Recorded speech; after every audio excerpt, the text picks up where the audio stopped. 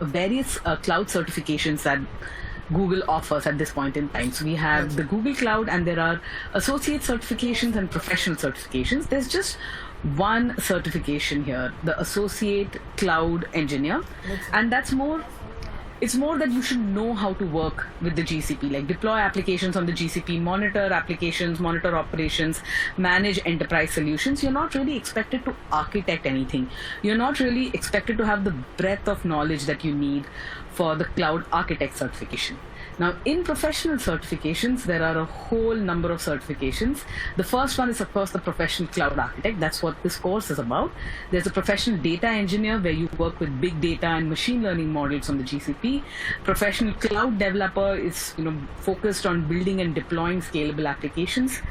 Network engineer focus on networking aspects. Cloud security engineer focus on security aspects, and professional collaboration engineer focuses on the G Suite admin tools. Today, of course, we are interested in the professional cloud architect certification. Now, this is a 2-hour test. The registration fee is about $200 plus taxes. It's available in English, also in Japanese, Spanish, and Portuguese. Now, the recommendation is that you have 3+ years of GCP experience. Now, what I have seen empirically is that maybe you don't need this depth of GCP experience, but you need to have a good understanding of how services on cloud platforms work, and you need to specifically have a breadth of knowledge of all of the services that GCP provides. So you may know maybe 1 or 2 services in a lot of detail, but you should not know zero about the other services. So you're required to know all of these services, because you need to be able to put them together to build a scalable applications. And that's what the questions are typically about. How do you build scalable applications? You'll be presented with a use case or a case study, and they'll ask you, how will you build a solution for this? What technologies will you use? So what they're looking for is a good understanding of the specialized strengths of each service or each product. Which database is good under which circumstances? When would you use a particular storage class for this cloud storage bucket? When do you need, like if you had to stream data in and store it in a data warehouse, which services would you put together? Now, it's important that you have hands-on practice using some of these services.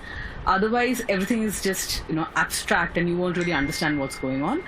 And for hands-on practice, Google has made available a number of code labs.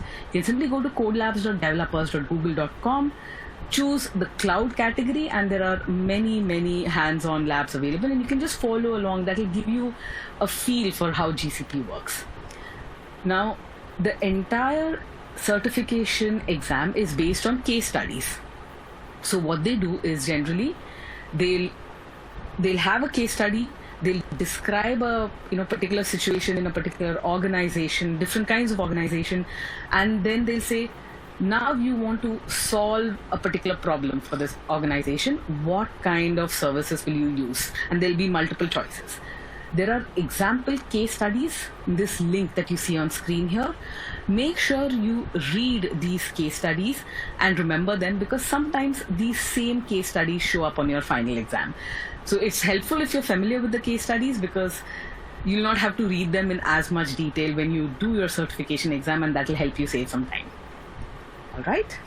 So let's get started. Now that those cover the basics of the certification exam, let's get started with GCP basics. Now, on the GCP, this is the resource hierarchy of components. So the cloud platform at its very root level contains the organization, that is the company to which you belong, the organization root folder. Then under that we have multiple subfolders, and subfolders are used to model entities like the legal department or the technology department or the HR department. Now within each subfolder you have projects. Projects are where you provision resources. Projects are associated with billing account, and resources are of course whatever you provision on the Google Cloud Platform. Every resource has to lie within a project, and you have labels associated with resources. So let's look at each of these in some detail.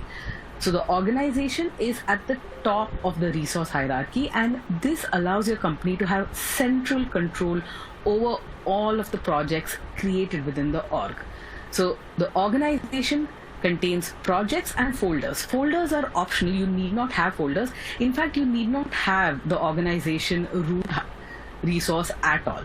For example, if you have your Gmail account and you want your own personal GCP account, there's no organization to which Gmail belongs, right? That's just your personal email account. So you can have your own personal GCP login, and then you can create projects within that login and just work on the GCP. But if you're working on the cloud platform within a company, you'll have the organization as the root of your hierarchy.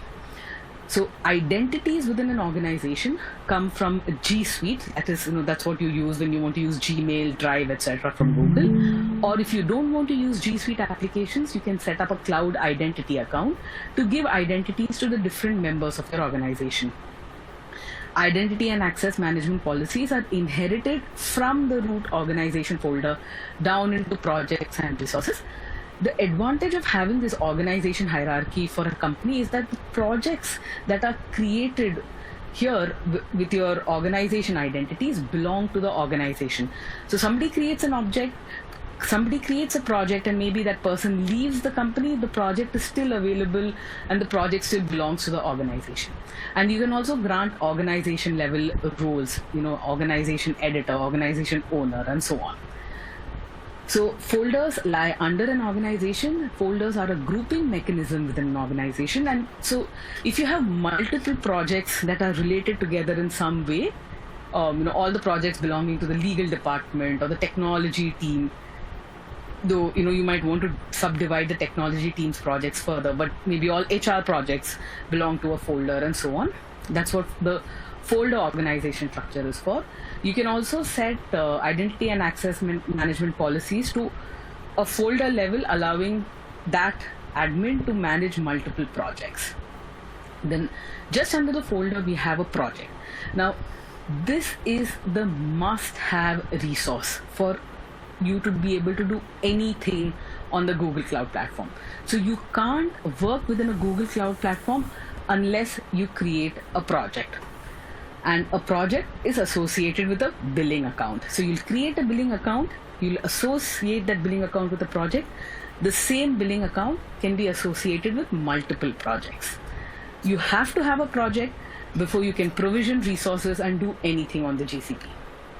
So the project is a container for billable resources, your virtual machines, any storage that you set up, any tables that you create, any networks that you create, everything is within a project. Now, the GCP has some always free resources, like a minimal number of resources that you can provision for free. So if you want to just play around, that's available. Some resources can be used for free. For all other resources, in order to be able to provision those resources, you need to have your billing account linked, enabled, have a valid credit card or a debit card, and associate that with your project. You have to have a project for using GCP services. Now, resources which are provisioned within a project, well, any component that incurs billing, whether it's a network, whether it's a VM, whether it's a persistent disk, whether it's an image, whether it's a database, any component that incurs billing is a project, which is a resource. It must exist within a project. You can, of course, have identity and access management policies associated with resources, and a resource inherits policies all down the hierarchy, starting from the organization, the folder, the project, and so on. And it's, of course, the lowest level of the hierarchy. Now, let's say you're starting on some new feature. You're the recommendations team, and you're working within a project, and you're going to create a new feature which has not yet been released. You're prototyping that feature, but you want to have an idea of how much billing you incur for that feature, like for the resources that you provision for that feature. You might want to associate labels with your resources. So all of the virtual machines that you provision for this new recommendation feature, for example, you might add a label, like new feature or development instance or test instance or canary instance. Once you associate labels with resources, labels are just key value pairs, and they're just resource level metadata, and this can be used to organize billing. So once you have labels, resources, you can simply pull in all of your billing details into a BigQuery table. BigQuery is the data warehouse in the GCP, and you can basically say, my new feature incurs this much billing in a week. these are the, this is what my builds are going to look like. So labels are extremely useful and you should use them with resources. All right, so here are some other interesting services that the GCP offers. How will you use GCP resources? The most common way is, of course, from the command line. And an amazing feature on the GCP, which I believe is also available on Azure, is the Cloud Shell terminal window. First, of course, you can always use the web UI to access GCP resources. Like all cloud platforms, Google also has a really great web UI, and which you can use to navigate and all of the services, enable them, configure them, and so on. In addition, if you want to access your resources via a terminal window, you don't need to work with the terminal on your local machine, because that will involve you downloading and installing the SDKs required to work with the GCP. You can simply use Cloud Shell. So Cloud Shell is available with every project on the GCP, and it's an ephemeral virtual machine. So it's a virtual machine that has been provisioned under the hood and is associated with each project. Cloud Shell simply allows you to have a terminal window within your browser. All you do is you click on the Cloud Shell icon, a terminal window will open up. Remember, that's an ephemeral virtual machine. So if you start saving files and other important bits of information within Cloud Shell, you'll lose them. So make sure you back up anything that you store within Cloud Shell. The other advantage of Cloud Shell is that all of the utilities that you need to work with the GCP comes pre-installed in this virtual machine, the virtual machine that runs Cloud Shell. So GSUtil, which is the command line utility that you'll use with cloud storage buckets. The gCloud SDK, gCloud is the command line utility that you'll use to interact with all GCP resources. That's already installed on Cloud Shell. And any other command line tool. BQ is a command line tool to work with BigQuery. kubectl is a command line tool that you'll use with Kubernetes. Everything is already installed on Cloud Shell, and you can use these utilities from within Cloud Shell to access your GCP resources. And of course, if you want to programmatically access resources, there are lots of client APIs for every GCP service. All right, let's move on.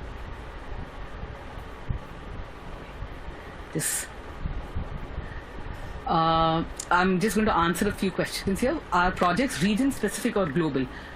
Projects are just projects. They are not associated with a region, a data center. You can think of them as global, but it's more like projects are kind of like resource groups in Azure.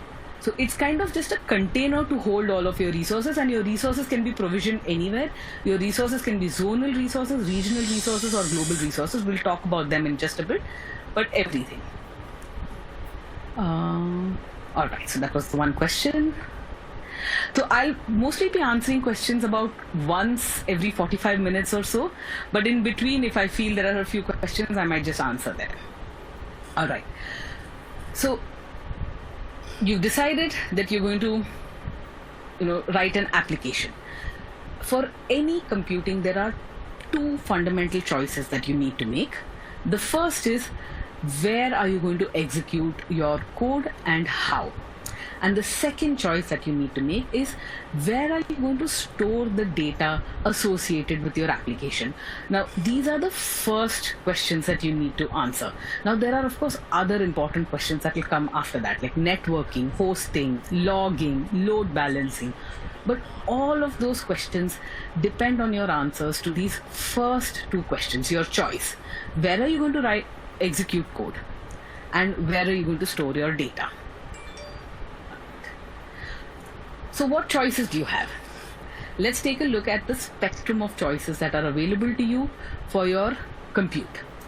On the very left here, you see bare metal.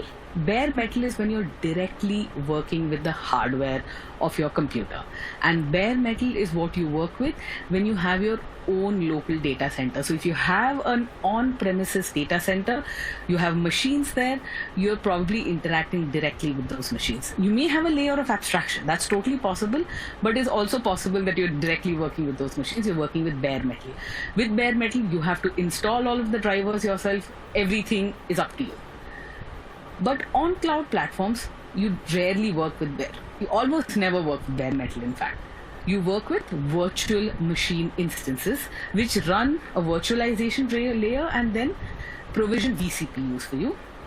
Or you can have container clusters, whereas a container is a small piece of executable code that run on top of virtual machines.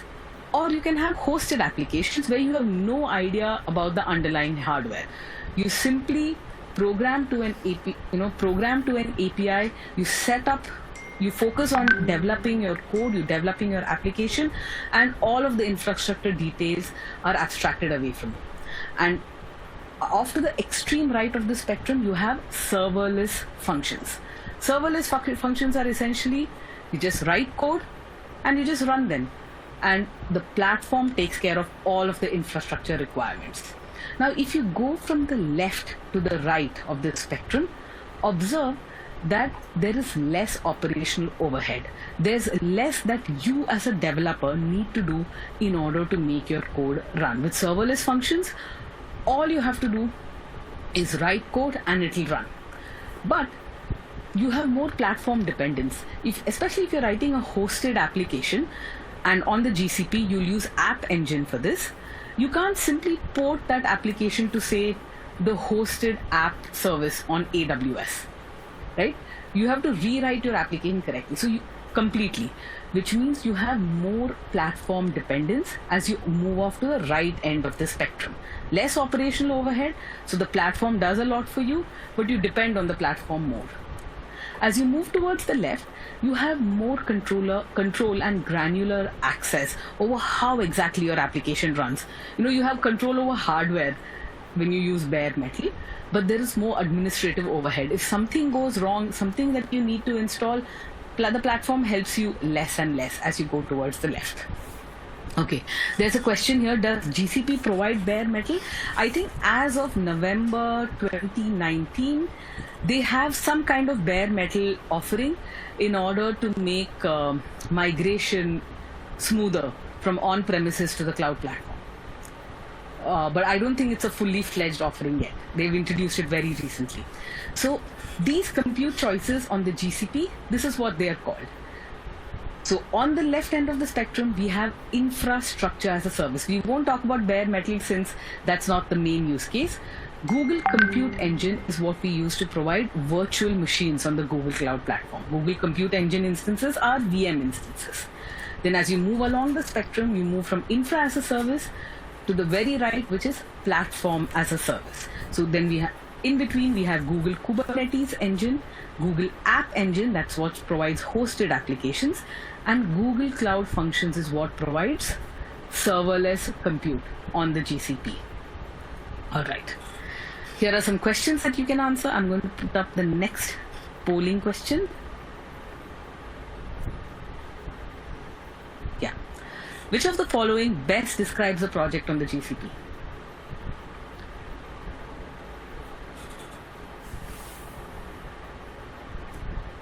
Please go ahead and bring up the slide widget if it's hidden behind the screen share. And please submit your answers to these questions, to this question.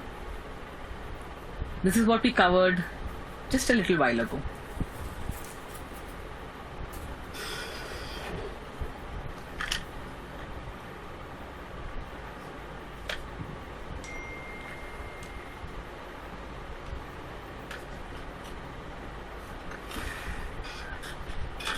I'll wait about 10 more seconds for you guys to answer.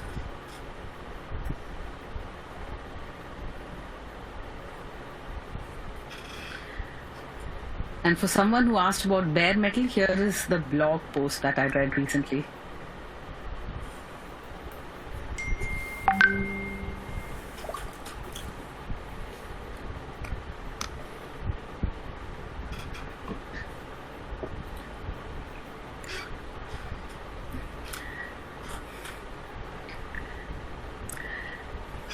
Please go ahead and submit your answer. It's fun when you take part in this.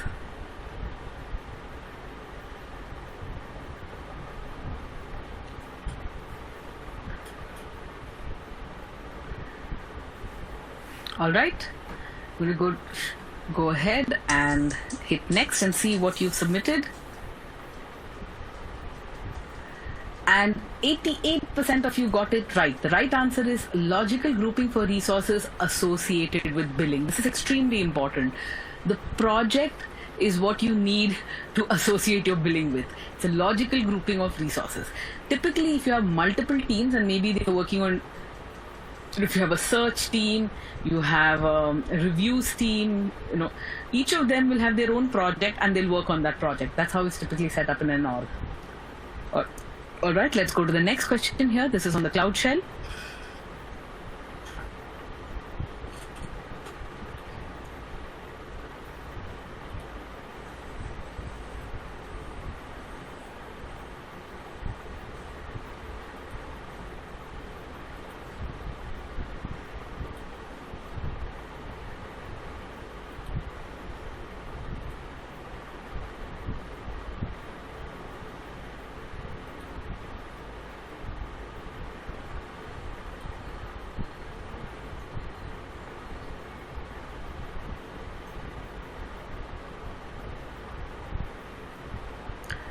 While you're answering this question, I'll answer a question that I see in the Q&A.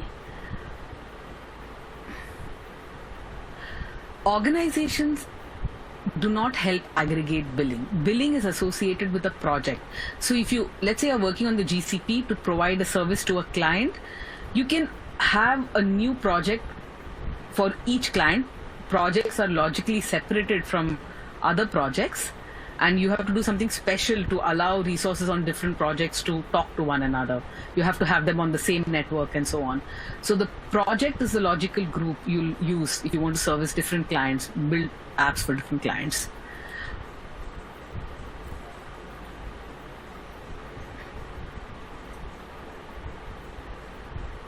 All right, let's go ahead and see what answers you guys have submitted.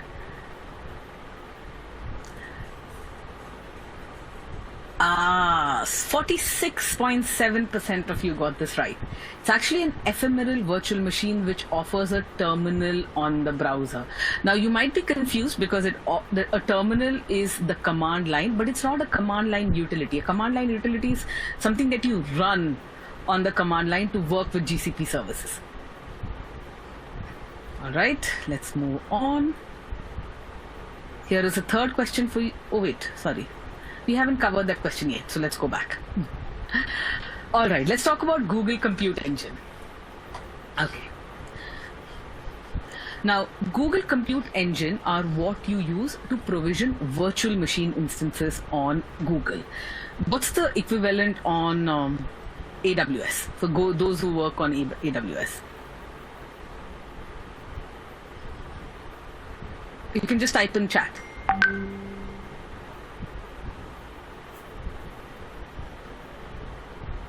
I don't see any answers here.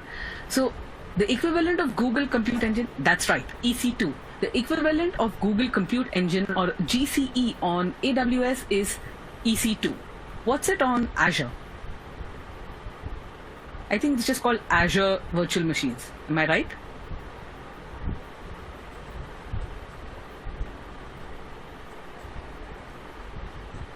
Okay. All right, let's move on. We spoke about bare metal versus bare metal before, and let's talk about the differences here between bare metal and infra as a service. So when you're working on bare metal, your applications will run directly on the operating system, which is running directly on hardware, which means your applications tend to be less portable. So if you're working on Linux, you're tailoring your application to be very specific to Linux, and you're working directly with CPUs for compute, and you're bearing the full burden of all of the operational overhead and the administrative overhead, right? That's bare metal. Infra as a service is a step above bare metal. It provides you more abstraction. So there is a hypervisor which lies between your applications and your hardware, and this hypervisor serves to virtualize the compute that you use. So any applications that you write on infra as a service offerings, that is virtual machines, tend to be a little more portable than those that you write on bare metal. IaaS, you work on virtual CPUs. That is, your CPU units are virtualized and you get units of vCPUs to work with, and much of the operational burden is managed by whoever your service provider is, whichever platform you're working on, whether it's Azure, whether it's the GCP, or whether it's AWS. So infra as a service offers more abstraction and less operational overhead for you to write your apps.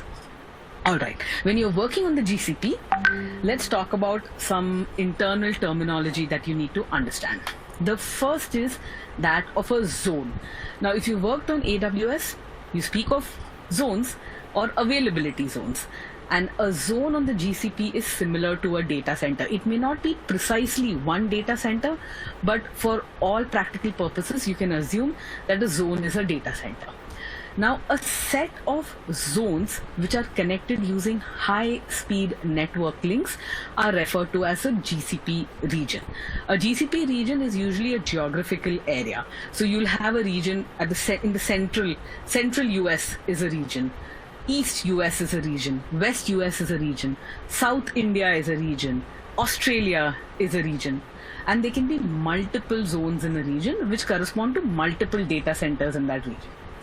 So you can have resources that are associated with a zone. For example, a virtual machine is a zonal resource. You can have resources that are associated with a region. And then finally, you have a network. A network simply refers to the virtual private cloud on which you provision resources. And a virtual private cloud, we'll talk about VPCs in a lot more detail, like maybe an hour from now. And a virtual private cloud is simply an isolated network partition. A network on the GCP is a global resource. So a network contains, when resources are on the same network, they use internal IP addresses to communicate. There are subnets, which are partitions of the network, associated with IP addresses. And a network is where you configure firewalls to route traffic. All right. So whenever we talk of a zone on the GCP, a zone might look like this: Asia South 1A. Notice the -A suffix. So in the south of Asia, you'll have a zone named A, maybe a B and a C. So these are individual zones corresponding to data centers. The region here is simply Asia South 1. So you kind of know which geographical area this zone is associated with. So if you find that most of your clients are, in Asia, you might want to provision your resources in Asia South 1A, for example, rather than in the US, to minimize latency, network latency. And once you create a GCP project and you start provisioning resources, these resources are automatically provisioned on a network, and this is the default network which is set up behind the scenes. We'll talk more about the default network in some time, but you should know that when you just log into the GCP, create a project and start creating virtual machines, those resources have to live on a specific network, and that is the default network which is there by default. That's why it's called this way. All right. So any resources that you provision on the GCP can be global resources, regional resources, or zonal compute resources. Examples of global resources are static external IP addresses. When you go in and reserve an external IP address for your VM or for your application or for your load balancer, that's a static external IP address. That's a global resource. Images and snapshots, any image that you create from your operating system and other applications that you set up on your VM, snapshots that you use to back up data, these are global resources. Any networks, VPCs that you create, any firewalls that you create on VPCs, routes that you configure, all of these are global resources. Examples of regional resources are subnets. So networks are partitioned into subnets. Subnets are regional resources on the GCP. There are also persistent disks that are associated with the region, that is a geographical area. And zonal resources, your virtual machines are zonal resources, and you also have persistent disks that are zonal resources. Right? All right. Let's talk about creating virtual machines on the GCP. When you go to create a VM, you have to make some configuration choices for how you want to set up your virtual machine, how powerful you want your virtual machine to be. The first choice you'll have to make is the type of machine that you want to use. You'll have to specify, how much memory your machine has, how many vCPUs you want for your machine, what is the size of the persistent disk that you'll associate with your machine. The next decision you'll have to make is what kind of image do you want to install on the machine. Do you want to use a public image? Do you want to use a paid image? Do you want to use a custom image? Do you want to create an image from a snapshot? All right. There are two broad categories of machines that you can create on the GCP. You can create a machine using a predefined machine type. Predefined machine types are those available by default on the GCP. There are some standard machine types GCP sets up. You can simply select one of those. Or if you feel that your application requires a very specific type of machine, it needs exactly these many vCPUs, it needs this custom amount of memory, you can also create custom machine types. So predefined types are a fixed set of types with fixed ratios of memory to vCPUs. These are the ones provided by the platform. If you want to independently specify, your own number of vCPUs, and you want to specify a different amount of memory, you want to really configure your machine, that's possible as well using custom machine types. Now, predefined machine types can be general purpose machines for general purpose applications, compute optimized machines for very compute intensive optimization where you're performing lots of operations or transformations, or if your application requires a lot of memory to run, you can use a memory optimized machine type. Okay? These are not for bare metal, these are all for VMs. The bare metal thing is really new and everything is contained in that link that I sent. Yes, you can define your own configuration for machine type. By the way, I keep the group chat open periodically, but I may not always see it. So, bear with me if I don't answer your questions right away. All right, let's go to general purpose machines. Now, if you have a very standard application, a website with not too much load, or some other application that you're going to run, it's a known workload. It's not going to be very spiky. It doesn't require too much memory, too much compute. Just go with a general purpose machine because it gives you the best price performance ratio. So it's not too expensive. When you try to go for a special purpose machine, you'll find that you'll have to pay more. Now, general purpose machines they are two generations of them, N1 and N2. The N2 machines are a little more powerful, as you can see. N2, the second generation, offers 8 GB of memory per vCPU. The first generation offers 6.5 GB of memory per vCPU. So if it's a slightly heavy duty workload, go for N2. These general purpose machines are customizable. This is what you can use to configure your own type of machine. You say, I want exactly 6 vCPUs and I want, 24 GB of RAM. This is what you can do. Even these general purpose machines come in high memory and high CPU variants. Now, compute optimized machines are the C2 family. So all of the machines which start with the C2 prefix are compute optimized machines. General purpose machines, the ones we saw earlier, will start with the prefix N1 and N2. Compute optimized machines are for compute intensive workloads. They offer the highest performance per core. So they are much more powerful as far as compute is concerned. So if you're building a gaming application, a single threaded application, or performing electronic design automation, you'll use the C2 machine type. You cannot customize or configure your machine in compute optimized machines. So you can't say I want so many GB and this much, these many vCPUs for compute optimized. And obviously, if you have an application that takes up a lot of memory, it performs a lot of in-memory transformations and heavy-duty operations in memory before writing it out to some kind of database, then you'll use memory-optimized machines. These offer the highest memory per core. Once again, custom machine types are not supported here. Now, if you feel that your application is really small, not going to be, you're not going to have, it's like a web app where requests come in but not really that often, and you don't really need an entire machine, you don't want to pay for an entire machine, it's possible for you to set up a shared core machine. So this is a cost-effective way for running non-resource intensive operations. So you're essentially sharing a single vCPU with somebody else. You have no idea who that somebody else is. There's some hardware on top of that, there's a vCPU, you're sharing that vCPU with other apps, you don't know what those apps are, but if suddenly a bunch of traffic comes into your app, shared code machines offer micro bursting capabilities to deal with these spikes. So suddenly, if you need to, kind of use additional vCPUs in order to deal with the number of requests that came in, that's possible. So the instance will use additional physical CPUs during spikes, but on a day-to-day basis, you're not paying for an entire virtual machine. All right. So after shared code machines, let's move on to our second configuration choice, what kind of image you'll install on your machine. And this is a choice you need to make when you set up your VM. Now you can have a public image. Public images are provided and maintained by Google. Open source communities can provide public images. Third-party vendors can provide public images. All projects on the GCP have access to these images and can be used to create instances. Now, these images may not always be free. For example, if you're going to install Microsoft Windows on your VM, it's not going to be free. Either you need to have a license or you need to pay extra for a Windows machine.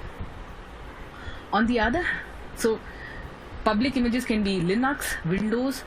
If you're using these virtual machines to run a Kubernetes cluster, that is to run containers in a Kubernetes cluster, you'll run a container optimized operating system. That's also a public image.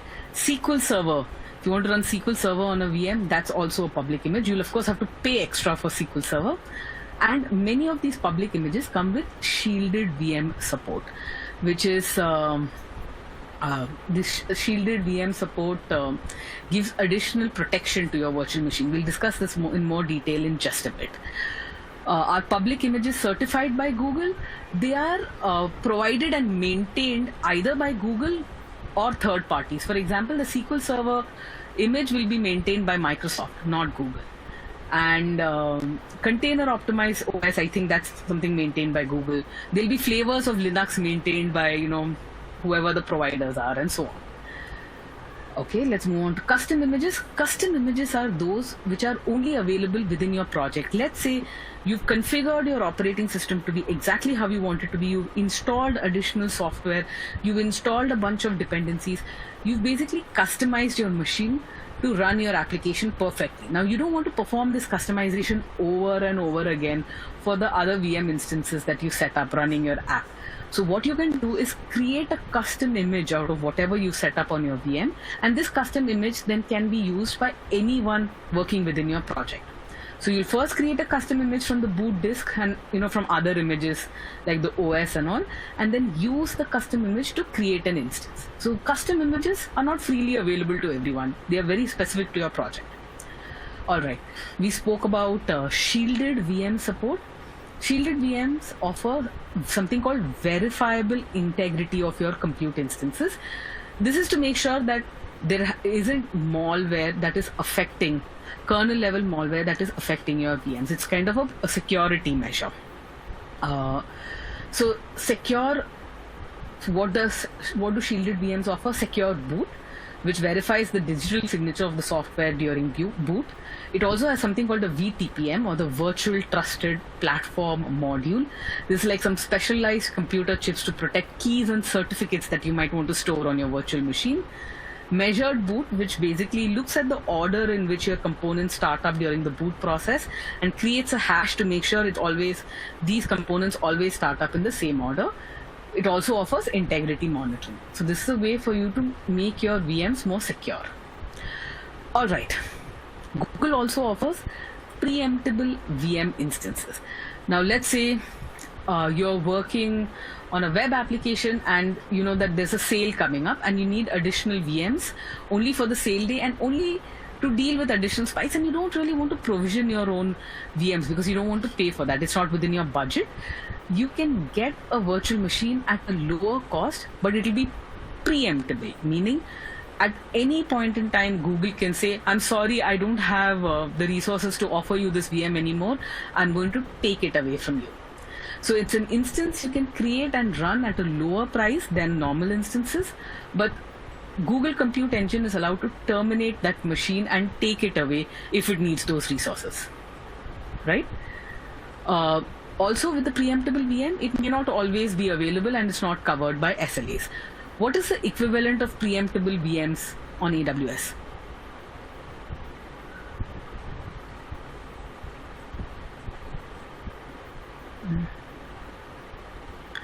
can respond on chat.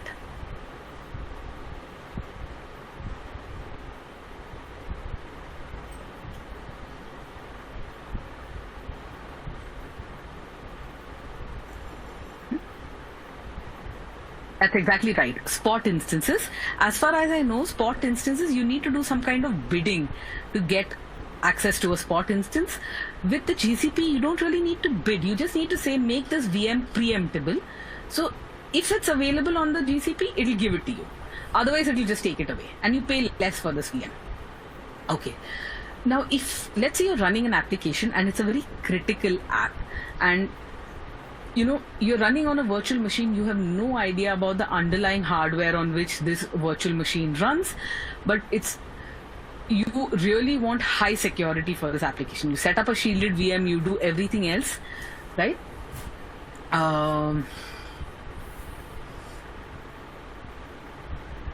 You can set up something called a sole tenant node. A sole tenant node is a physical compute engine server that is dedicated to hosting VM instances only for your project. So basically what you do when you set up a sole tenant node, it's like you're reserving the entire hardware on which your VMs run. Google will then make sure that other projects cannot create VMs on that hardware. But when you create VMs, it will be put on that hardware if you're creating another VM on the same zone. So that VM, that bare metal instance is reserved. That node is reserved for your project. So it keeps your instances physically separated from instances in other projects, and it groups all your instances together on the same hardware. Right? All right. Obviously, now if you're running an application on a VM, you'll need to be able to access storage on VMs. By the way, I'm not constantly looking at chat. I have chat closed. I'll open it periodically because otherwise I get distracted. So I'll open it periodically and try and answer questions which come in there. Okay. Accessing storage from VMs. Now, there are three kinds of storage. Obviously, you can access databases and you can access cloud storage buckets, etc. from virtual machines. But typically, if you're running an application on a VM and you want some kind of access to storage, you might want access to block storage, object storage, or file storage. And the GCP provides services for all three. So for block storage, you have persistent disks. Now, your persistent disks can be hard disk drives, that is HDDs, or solid state drives, that is SSDs. Now, it's also possible for your VM to have something called a local SSD. A local SSD is a persistent disk that is directly physically attached to your virtual machine, which means accessing local SSDs from your virtual machine is extremely fast because there's a direct physical connection. Whereas with other persistent disks, they are on the same network and in the same zone as your virtual machine, but they may not be directly attached, right? There's also something called a RAM disk. If you've provisioned a certain amount of memory for your virtual machine, but you need additional, random access memory, you can also provision extra RAM disk, which is block storage associated with your VM. All right. For object storage, you'll use Google Cloud Storage buckets, which are the equivalent of Amazon S3 buckets. If you want to use file storage from your virtual machine, there is a managed service called Cloud Firestore, which gives you access to a managed file system from your virtual machine. So you want kind of file system kind of access, you'll use Cloud Firestore. It's a managed service. All right, let's talk about the differences between persistent disks and buckets. Now, hopefully, so whenever you get started with the cloud platform, there are two things that you typically do first. You create a bucket to store data and you provision virtual machine instances. So hopefully you're familiar with buckets which offer object storage.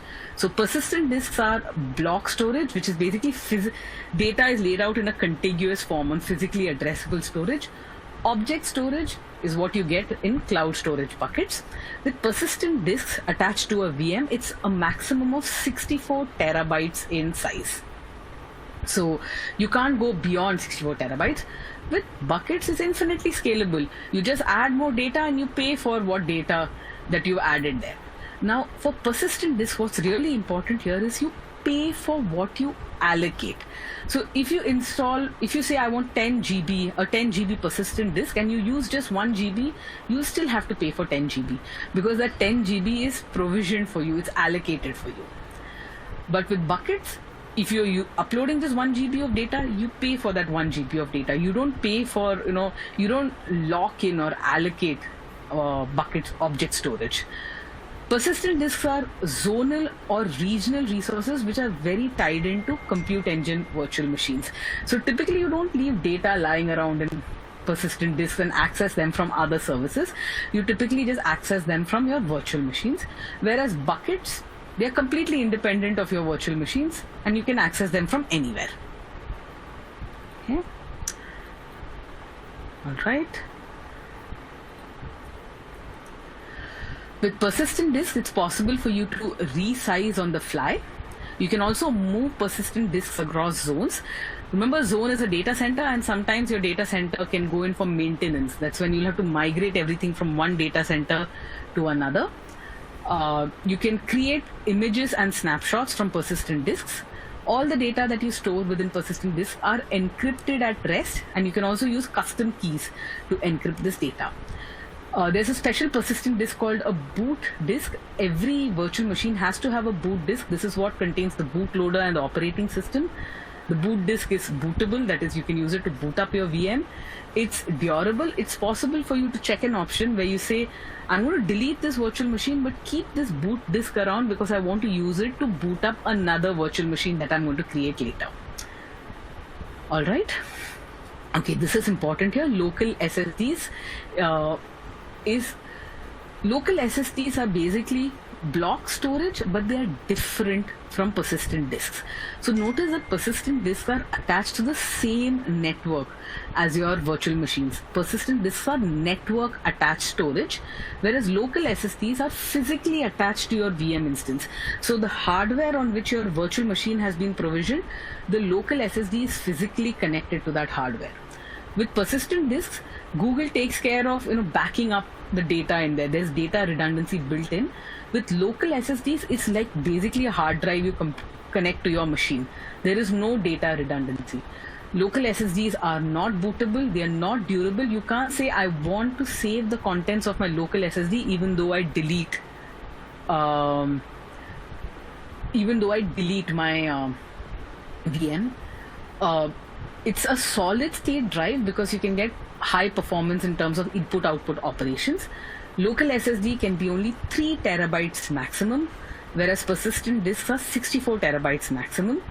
You cannot create images or snapshots from local SSDs. It's for very fast random access. You have an application which needs to temporarily write data to a block storage somewhere, and it wants fast access. It doesn't want to wait for persistent disk. You can use a local SSD, but remember, it's not durable. So data stored in an SSD, once you delete the VM, that data is gone. All right. We spoke of labels earlier, and we spoke of how we can use labels to group resources together to figure out, the billing associated with a particular feature or with a particular, prototype that your team is building. So labels are key value pairs that can be associated with any GCP resource, and of course they can be associated with virtual machines as well. This is a lightweight way. So if you see, for example, if you have a dev environment, a test environment, and a canary environment, you can use labels to indicate that this virtual machine is part of the dev environment. Don't use it for production, for example. So labels are associated with VMs, can be associated with VMs, can also be associated with other resources. You